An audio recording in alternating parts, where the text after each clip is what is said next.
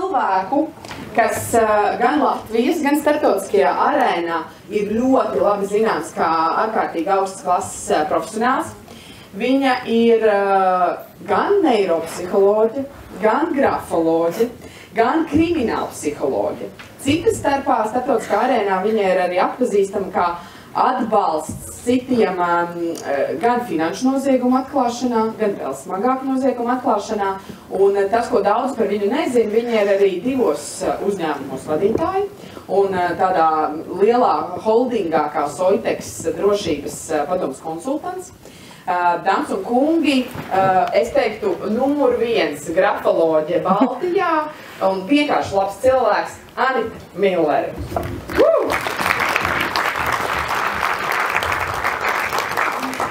Esat sveicināti godātie kungi un cienījamās dāmas, un galu galā mēs visi šeit esam vadītāji, un kā teica Gins Zilbalodis, esam vienā laivā ar vienām tām pašām problēmām.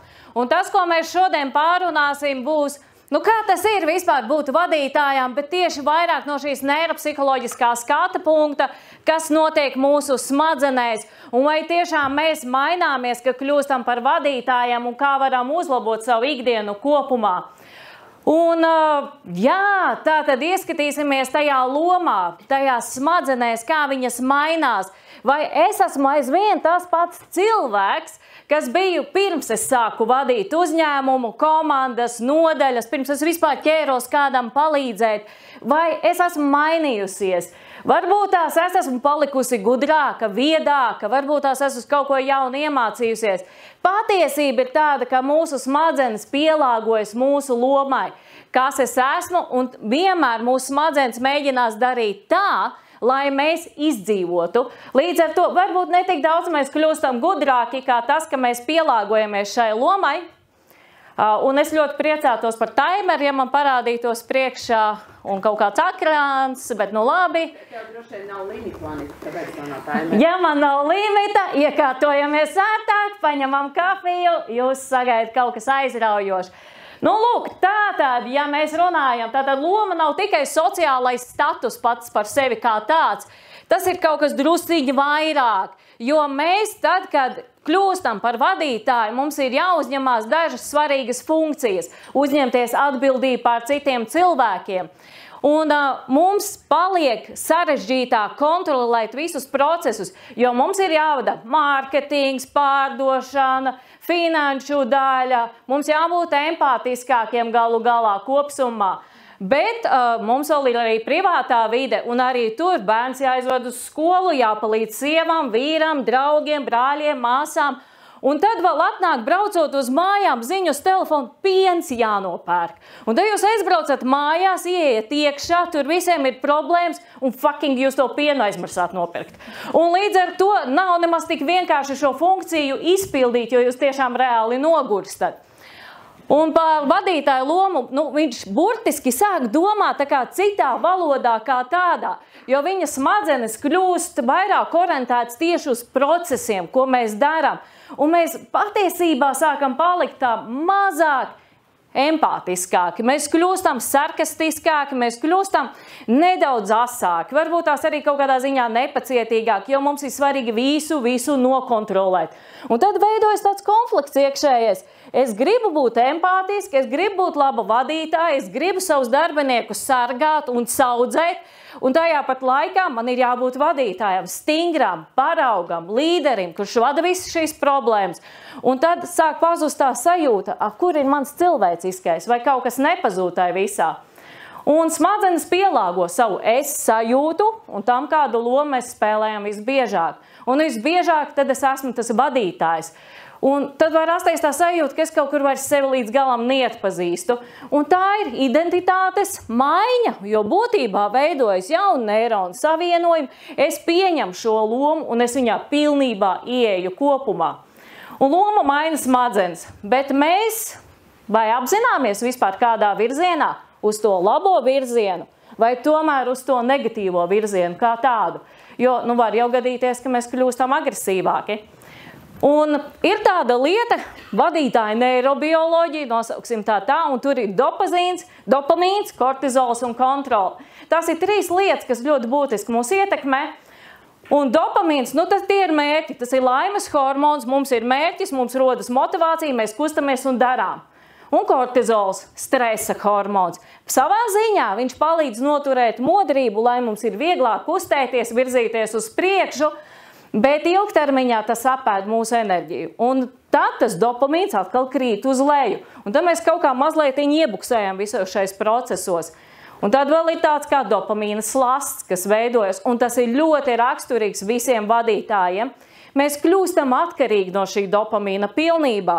Un te nav runa par kaut kādu vielu lietošanu, bet tas, ka mums vajag mērķi, mēs viņu sasniedzam, mums vajag nākošo mērķi. Un kā mēs esmu procesā, man ir kaut kāda kaifa sajūta, es jūtos, ka es kaut ko daru.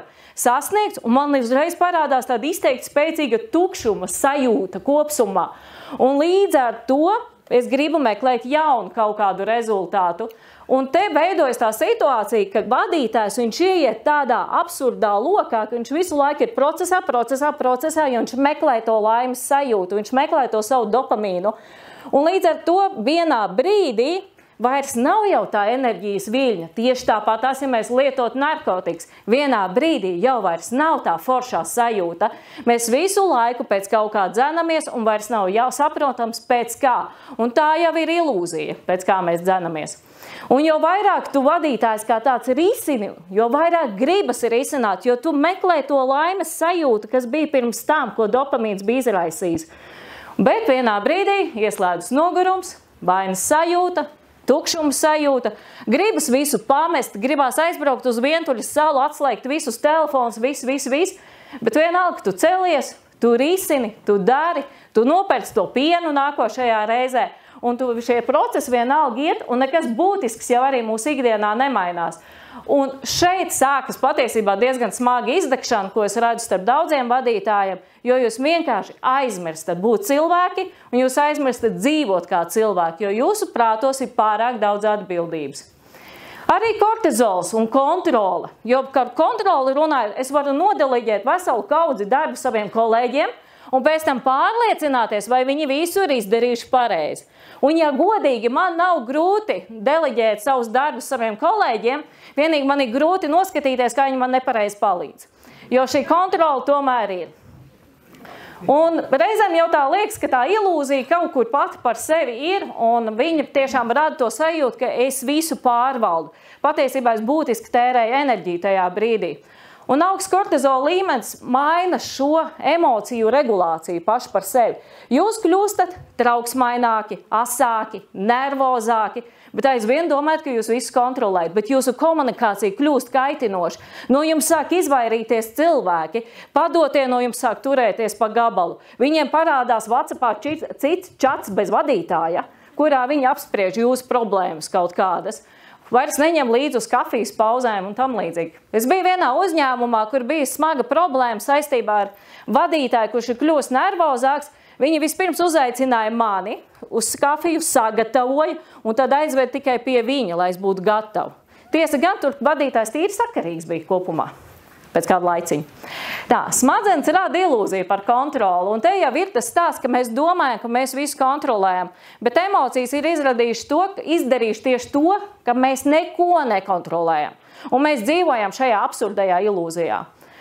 Un samazinās empātija, tas jau bija pirmais, kas krīt, mēs runājam vairāk tiešāk no sava skata punkta. Ja es varu 12. naktī nosūtīt e-pastu, kāpēc, lai nevarētu mans darbinieks 12.01 viņu izlasīt? Un te ir tā sajūta, ka mēs vienkārši aizmirstam, ka citiem ir savs dienas ritmas. Pieaug arī reaktivitāte, jeb impulsivitāte, ātrā reakcija, kas ir bez loģikas, racionālās domāšanas un kritiskās domāšanas. Miega kvalitāte krītas, paliek grūtāk aizmigt, paliek grūtāk vispār izbaudīt no miegu.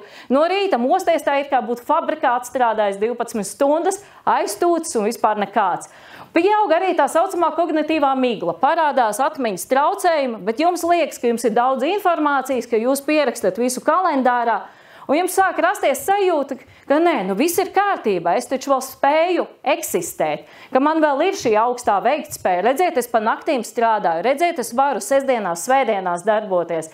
Bet tajā pat laikā jūs kā cilvēks sākat brukt pilnībā kopā. Un vadītājs smadzenes nemitīgi trenējas kontrolēt, tāpēc, ka tā ir mūsu prasība, mums vajag šos procesus pārvaldīt, jo, ja mēs nepārvaldīsim, tad viss sabruks, viss bizness sabruks, taču ir jāzina, ko kurš dara, kur iet, visas sadarbības, komunikācija, tīklošana. Jūs šeit esat aptuveni 120 cilvēki, tā uz skatu raugoties. Jūsu pienākums šeit būtu tīklot, runāt, komunicēt savstarpēji, jo jūs viens otram šādi varat palīdzēt, viens otru varat šādā veidā atbalstīt. Un līdz ar to jūs arī iemācaties veiksmīgāk daudz ko risināt. Bet mums, jā, ir šis iekšā, ka mums liekas, es ar visu perfekti tieku galā saviem spēkiem. Un mēs aizmirstam daudzas lietas, kā piemēram palūgt palīdzību. Un tikai apzināti ieviest neiroatjaunošanās ciklus, un es šeit uzsveru frāzi apzināti ieviest, ir tas, kas jums palīdzēs no šīs te nevajadzīgās bedres un sevis nomocīšanas izlīst ārā. Un tās ir tās saucamās mikropauzes kā tādas. Nu tiešām pasēdēt klusumā, padzert mierīgi kafiju, aiziet ar kādu klaču uzsis galu galā. Nav tas jādara ilgstoši, piezvaniet galu galā kādam. Emocionālā atpūta. Vai jūs vispār zināt, kas ir emocionālās vajadzības? Kāds var nosaukt? 3 savas emocionālās vajadzības. Ja neviens nenosauks, izsaukšu no zāles. Paldies, tu izglābi to kungu ar dzelteno līniju. Tā, vēl? Jā, un iedomājieties, daudz to pat baidās darīt, jo tā tiešām ir problēma. Humors tā humors, bet liekas, nu kāpēc lai es tam tērētu laiku? Kāda vēl ir emocionālā vajadzība? Drošība. Jā, ļoti pareizi. Miegs, drošība, klusums, pārtika, kaut kas garšīgs galu galā. Fiziskā kustība. Nu, zinātnieki runā, ka vajag 360 minūtes nedēļā būt kustībā. Patiesībā tas nav nemaz tik daudz. Un jautājums, cik mēs tos soļus ikdienā savācam, jo soļi no viena printera malas līdz otram īsti neskaitīsies. Tur vajag būt nopietnākai kustībai. Miega kvalitāte bez šaubām. Tas palīdz atgriezt šo dopamīna un kortizola līdzsvaru. Tas palīdz arī justies labāk galu galā.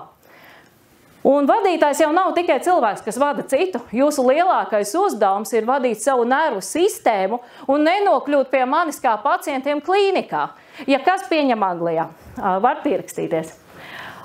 Un, kad lēmumu pieņemšana amigdāla, teiksim, kad amigdāla iesaistās lēmumu pieņemšanā, amigdāla ir tāds mazs truntiņš mūsu smadzeņu vidienē, bet patiesībā viņš var izdarīt diezgan lielus nedarbus attiecībā uz mums, un te ar to zaļo punktiņu, ko jūs redzat, nu tā ir tā amigdāla, un viņa reaģē, pirms vispār mēs lēmumus pieņemam 200 milisekundes, pirms vispār mēs apzināti sākam kustināt kaut ko savās smadzenēs. Un patiesībā amigdālas mērķis ir mūs aizsargāt, nevis analizēt. Un vadītājs, viņš saka, domā, jā, man ir jāpadomā, bet amigdāla tikmēr saka, klausies, davai kustamies, ejam, daram, ejam sist, ejam spērt, pasakam, ka viņš ir idiots, viņš ir jāatlaiž galu galā. Jo amigdāla ir tā, kas reaģē strauji, ātri, tās ir emocijas, kas mums parādās, arī prieks, arī drosme, arī aizrautība tā skaitā. Bet, ja mēs šo amigdālu nenokontrolējam, mums parādās tendence uz kritiku, negatīvu, uz konfliktiem, mēs ātrāk uztveram provokāciju pašu par sevi, un jāatzīst, dažās sekundēs mēs varam tādas problēmas savārīt. Un kā tas izpaudīsies vadītāja ikdienā? Nu, pirmkārtām būs pāragri pieņemti lēmumi, ka tu pēc tam aizēji un domā, bāc, būtu labāk paklusējis tajā situācijā. Nepacietība, pārlieku kontrolīt visā, tāpatās arī emocionālās reakcijas, kā mājās, tā darbā, tā uz iela, tā arī stāvot kaut kur korķos. Un situācijas, kad vēlāk tā sēdama, bāc, bet es tik saprātīgs cilvēks, nu kā es varēju tik absurdi rīkoties šajā brīdī? Un tā ir klasiskā amigdālas dominants. Un viņa vairāk aktivizēsies tieši pie paaugstināta stresa un jūsu pārguruma. Tāpēc pret stresu nevajag izturēties vienaldzīgi, ir jāpadomā, kā jūs to kortizola līmeni sevi balansējat. Un, jā, jūs šajā brīdī nerīkojaties ne kā līderis, ne kā vadītājs, bet jūs tiešām vairāk rīkojaties kā cilvēks, kurš ir klasiskā stresa režīmā. Un amigdala darbojas savā ziņā kā tāda neiroloģiska avārijas poga, kas izslēdz smadzenēs sadaļu, kas atbild par stratēģisko domāšanu. Jo vairāk jūsos ir emocijas, jo mazāk jūsos ir stratēģijas, loģikas un racionāls. Tāpēc, ja kāds atnāk pie jums ar konfliktu un jūs jūtaties, hei, es šito nepavilkšu tagad, labāk pasakiet, atliekam šo sarunu uz rītdienu. Un tāda šī saruna veidosies labāk. Vai arī pieaiciniet neitrālu cilvēku, kuram ir dziļi vienalga patiesībā par jūsu situāciju, tikai savus konts interesē. Līdz ar to viņš neitrāli paskatīsies un visu salabos un visu sakārtos.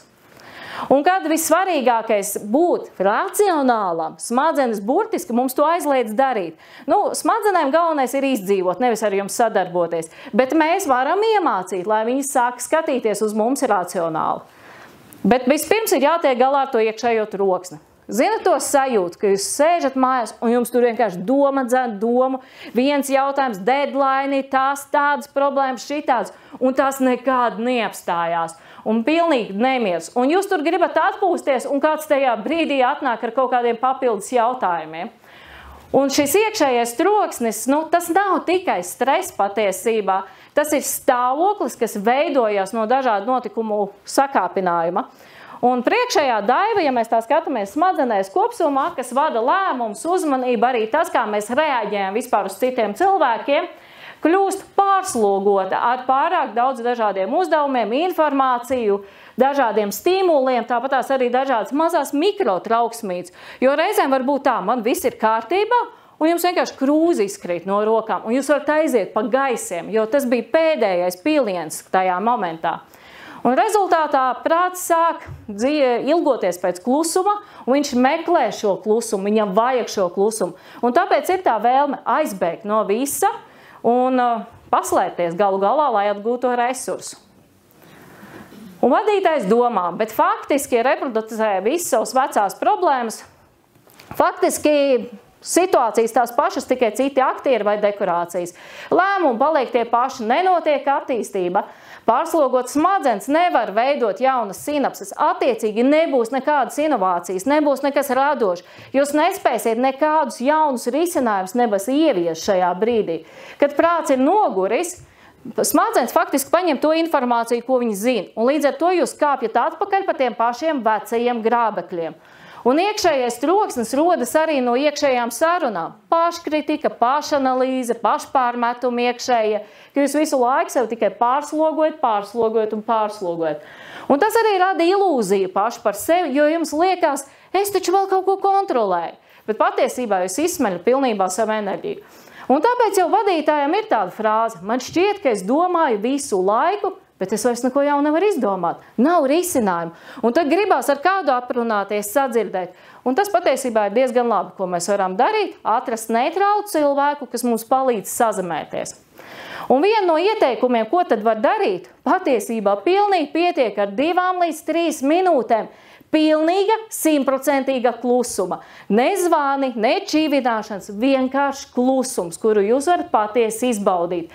Tas būs līdzvērtīgs 15 minūšu meditācijai, un tas jūs dabūs resursu atpakaļ. Tas, ko es pati praktizēju, tās ir 15 minūtes katru dienu no rītiem. Pabaroju savus mājlopus, un tad ir miers, un tad es varu pasēdēt klusumā. Un klusums aktivizē smadzeņu zonu, kas saistīja pirmkārtām ar pašapziņu, pašvērtējumu kā tādu, ka jūs jūtaties jaudīgāk, spēcīgāk. Ja kāds man teiks, ka vadītājiem ir augsti pašvērtējumi, ziniet, tā viedoklis patiesībā. Jo diezgan daudziem vadītājiem šis pašvērtējums nav nemaz tik jaudīgs, jo viņu atbildības ir diezgan daudz. Plus vēl viņu tā iekšējā vainas sajūta, kas to nosviež lejā. Klusums vadītājiem tas brīdis, kad atgriež viņa iekšējā balss, reāli patiesās domas. Tāpēc ir labi pavadīt šo laiku arī vienatnē ar sevi klusumā. Un smadzenes kļūst tāds kā operētāja sistēma, ko mēs varam sakārtot galu galā, beidzot. Un vadītāja identitātes slāņi, parunāsim īsumā arī par tiem. Aiz vadītāja maskas, ziniet, patīk jums tas vai ne, bet jūs esat cilvēki, parastie mirstīgie, nekas vairāk. Un līdz ar to ir tiešām jāpiedomā, kā mēs sevi varam salikt. Un kad cilvēks ilgstoši atrodas vadītāja lomā, viņa ego sāk funkcionēt kā aizsardzības mehānisms vistīrākais. Man jāizskatās labi, man jāizskatās pārliecinātam, man jābūt perfektam, es nedrīkstu kļūdīties, man viss ir jāizdara labi. Bet tajā pat laikā, jūs sev pārslogojat, tiešām izteikti. Šī profesionālā identitāte kļūst arī par tādu savu veidu bruņām, un cilvēks kļūst antisociālāks. Viņiem samazinās draugi paši par sevi, trūks, kam uzticēties, nav īsti ar ko izrunāties. Arī tas, ka pamatīgi samazinās tā saucamā limbiskā sistēma, emocijas, empātija, tuvība, attiecības, jebkāda veida attiecības. Un arī, ja vadītājs nespēja būt trausls, vismaz iekšē, vismaz kāda sev tuva cilvēka klātbūtnē, viņš nonāk hroniskā stresā. Un tas patiesībā ir diezgan neizbēgami, tādēļ cenšaties turēt sev uzticamības personas, ar kurām izrunāties, vismaz izrunāties. Un tu vari būt spēcīgs vadītājs un līderis, bet smadzenes, kas vada citus, nekad neatpūšās. Bet tās var iemācīt elpot galu galā. Tās var iemācīt būt kustīgām darbībām un strādāt jums par labu galu galā. Un jums ir jāvada sava nervu sistēma. Tas ir grūti, tas nav viegli, tas ir darbs ar sevi. Jāatzīst, visgodīgākais darbs laikam ar sevi. Un kā tad mēs varam sev palīdzēt? Viens no variantiem ir atjaunot šo smadzeņu elpošanu, nosauksim to tā. Tiešām tas ir par klusumu. Tas ir sarunas, būt ar kādu kopā, tas ir uzturs, galu galā, veselīgs uzturs, tas ir ūdens, tas ir miegs. Un tiešām cenšaties tos nodrošināt 4 laimes hormonus – serotīns, endorfīns, oksitocīns un dopamīns. Un tie tā kā būtu diezgan būtiski, ja jūs gribat justies laimīgi vadītāji, spēcīgi līderi, neietekmējumi, ar kuriem nevar manipulēt un ar kuriem nevar šantažēt. Un kļūst arī par tādu neirobioloģiski noturīgu cilvēku, kas ne tikai izdzīvo pārmaiņas, bet arī spēj iedot nozīmi. Tāpēc katrai jēgai, ko jūs darat savā darbā, iedodiet tiešām tādu ilgtermiņa nozīmi, kāds labums tas būs jums, jūsu padotājiem, jūsu uzņēmumam. Un vadītāja emocionālās vajadzības, atgriežoties pie tām, es atbildu, es vadu, es nedrīkst salūst. Un ar šādu domu jūs ceļaties, ar šādu domu jūs dzīvojat, un ar šādu domu jūs bieži vien gulēt aizēt. Tas varbūt nav apzinātas gluži domas, bet tajā pat laikā tas atspoguļosies jūsu komunikācijā. Un neiropsiholoģiski tas ir sociālais dopamīna deficīts vistīrākais, tādēļ jums jācenšas to veselīgu dopamīnu sevī atgriezt. Un pirmais – vajadzība pēc piederības. Mums visiem vajag kaut kādu piederības sajūtu, lai mēs sajustos īpaši, cienīti, mīlēti galu galā. Vadītāji bieži, viņi tiešām tiek cienīti no malas, bet viņi īsti tā cilvēcīgi nesajūtās. Jā, kā vadītājs, kā līderis, bet kā cilvēks. Vai ir šī iespēja tā mierīgi izrunāties par visu, kas sāp, kas satrauc, pažēloties? Vajadzība pēc emocionālās drošības, nevis kontrolas. Šeit ir vajadzīga tā sajūta, ka es varu uzvesties kā gribu, kas man patīk, kas man aizrauj. Vajadzība pēc attīstības. Un nevis perfekcijas, bet tiešām, ka es varu augt, iemācīties kaut ko jaunu un kaut ko jaunu uzzināt. Vajadzība pēc klātbūtnes, ka mani gaida kā cilvēku, kā personību. Un tāpat laikā, protams, ka ciena arī kā līderi. Un nevis tas, ka visu laiku man to produktivitāti vajag paši par sevi. Tā tas īsumā ir būt vadītājam no neiropsiholoģijas viedokļa. Ceru, ka kaut kas noder, aizķerās un jūs spēsiet veidot veiksmīgi savu ikdienu. Paldies! Tad, kad es skatījos Anitas slaidus, un viņa man šeit teica, ka daļa no tās prezentācijas ir priekš manis. Un es vienmēr domāju, ir kā tik vienkāršas lietas. Šodien konferences laikā jūs vairāk kārtīgi dzirdēsiet stāstu par ūdeni, par vajadzību, izturēšanu tā. Kāpēc cilvēki to nedara? Tāpēc, ka mēs pierodam visu laiku darīt viens tās pašas darbības. Un mums liekas, ka mēs iekonomēsim laiku, ja es pieņemsim nedzeršu to ūdeni, ja es neēdīšu, ja es neskriešu, ja es nenodošu saviem hobijiem, jo taču man vajag tik daudz ko paspēt. Bet tā ir tas pašapmāns, tā ir tā ilūzija. Jo, ja jūs atpūtīsieties, jūs izdarīsiet 3 reizes vairāk nekā tad, ja jūs bezspēkā mēģināsiet tur pēdējo projektu salikt kopā. Un te ir tas, ka mēs domājam, ka mēs izdarīsim vairāk, bet mēs neizdarīsim. Tā ir. Un parasti jau to saprot tikai tad, kad jau ir ziepes, vai ne? Diemžēl, jā. Kolēģi, vai kāds jautājums vai bažai ir Anitai? Nē, krimināla psihologiem parasti neuzdot jautājumus. Jā, jo tā man arī ir. Es arī tad uzreiz domāju, kāds pavērs ir. Ir roka, jā? Man bija jautājums par to problēmas sarunas atlikšanas. Man kā vadītājiem, ja es uzreiz, man iedarbojas mazais, es aizmirstu amigdāls, jā, nu, no serijas labākā aizsardzība ir uzbrukums, jā. Ja ir tā problēma, un jūs sakat atlikt uz rītdienu ar skaidru prātu, bet man kā vadītājiem, es ar to dzīvošu, grauzīšu visu tā nākošās stundas, līdz brīdim, kamēr es ar to, tikšos, sarunāšu, risināšu. Līdz ar to, kurš ir tas labākais variants, vai tomēr runāt uzreiz, vai sevi graust un domāt, kā man risināt? Ja godīgi, man nepatīk neviens variants. Bet šeit es ieteiktu sev piefiksēt pāris punktus. Tad, kad ir problēma situācija, pat par sevi kāda krīzes situācija vai provokācija, ir vērtīgi cilvēkam uzprasīt, kas viņu patiesi šajā brīdī satrauc. Tajā brīdī, kad cilvēks tur savās emocijās stāstīs savu problēmu, ievelc dziļu elpu, lēnām izelpo, un šādā veidā mēģina šo darbību atkārtot 2-3 reizes. Tas mazinās to emocionālo tavu tā brīža sakāpinājumu. Tas ir tāds ātrā recepta principā. Tu varēsi sevi savākt, uzmanīgi klausies un, ja iespējams, pat piefiksē uz papīra, ko cilvēks runā tajās emocijās. Jo bieži vien cilvēkam vajag tikai emocijās izrunāties, bet viņš pateiks patiesos iemeslus, kas viņu reāli ir problēma. Un tad jau tev būs vieglāk sevi pašai strukturizēt. Tāpēc tajos brīžos tiešām nebaidies izmantot papīru, pildspalvu vai ierakstīt sarunu, jo es saprotu, ir situācijas, kur vajag reaģēt uzreiz, bet šajā brīdī vispirms liec cilvēkam runāt, un pati tajā brīdī labāk bija tāds dziļas ielpas, var uztaisīt galvenais, iztaisno plecus, nolaid viņus reāli uz leju, jo tas, ko mums izdara emocijas, viņas automātiski uzrauj plecus un veido šo aizsardzības reakciju kopsumā. Un tajā samazinās elpošana, mums tikai trauksmes vēl lielāks. Un amigdalai tas ir tādi dzīves tajā brīdī. Un labāk atcerēties, iztaisno muguru, nolaist plecus, ievilkt dziļāk elpu, un tu spēj emocionāli sev savākt tajā brīdī. Tas tādai ātrajai receptei, ja tiešām nav citu variantu. Jā, bet tā graušana izklausījās traki, vai ne? Es arī neteiktu sevi graust. Man liekas, ka mums vajadzēs taisīt, ko mēs domājām vienā brīdī, tādas vadītāju izventilēšanās grupas.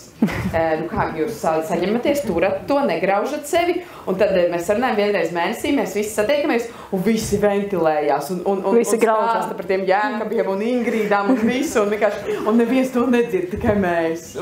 Tā kā par to mums jāpadomā, vai ne? Jā, bet par to graušanu, kad jūs gribat sevi graust, uzdodiet sev tiešām tādu racionālu jautājumu. Kāds labums ir no tā, ko es tagad daru? Un tas reizēm apstādina. Drusi. Super, paldies tev. Vēl kāds jautājums pēc? Jā? Divas. Viens nopietnāks, viens netik nopietns. Pirmais par to kortizolu. Es jums nodarbojos jau daudzus gadus ar ziemas peldēm, kas ceļot kortizolu. Tas ir kā ir labi. Bet pašā laikā manā burbulī arī apkārt ir visādi uzturu bagātinātāji, kas kortizolu samazins. Tad kas ir labi? Augsts kortizols, zems kortizols? Pa vidu, pa augstumu peldus ir ļoti svarīgs, jo īpaši vīriešiem. Bet tas ceļot kortizolu? Jā, bet īslaicīgi. Bet viņš ir ļoti svarīgs vīriešiem. Tiesa gan es viņu vairāk ieteiktu no citas skatu punkta, nevis no kortizola, jo tas ceļ testosteronu un vēlmi pēc attiecībām. Uzminiet, kas rītdien būs augstumu peldē. Amigdala tas vārds. Jā. Un kā ir itāļiem, gruzīniem, spāņiem, kā viņiem pārsvarā smadzenēs ir tas amigdala? Šitien gads varētu nokomentēt no struktogramu prizmas droši vien. Tā ir audzināšanas kultūra. Jā, kultūra arī to ietekmē. Super! Kolēģi, tātad... Jā? Mans komentārs par kolēģi Adam. Es nezinu, kā nomierināties, lai negraustu sevi. Citreiz palīdz, es atvainojos rūpi, bet nāju Bobby močiem tālāk. Bet es 100% zinu un varu pateikt, ka tad, kad tu esi atnesis, ja vajag 2 vai 3 dienas, pirmo dienu grauz sevi, otro dienu atdziesti, trešo dienu, ja esi galīgi mierīgs, tad tās sarunas pēc tam ir kaut kādās konkrētas situācijās tik kvalitatīvas. Es ļoti daudz reizes gribu to risināt uzreiz, bet es saprotu, ka ja es to darīšu uzreiz, tad tur būs vienkārši dzirkstels pa gaisu un nekas nenotiks. Un ka paiet 2-3 dienas un tad kaut ko runāt, risināt, ir pilnīgi savādāk. Apzinātība, kolēģi, apzinātība un turēšana grožos. Anita, paldies par to, ka tu daudziem vadītājiem palīdzi turēt sevi grožos. Daudzi izvēlās, un mēs jau sākam plānot, kad kādas vadītāja mācības organizēt ar Anitu. Citi izdomā, hei, mums Ziemassvētkos vajag kādu gudru lekciju un stāstu par to, kas notiek mūsu smadzenēs un kāpēc mēs reaģējam tā, kā mēs reaģējam. Tā kā jautājiet un jums taps dots.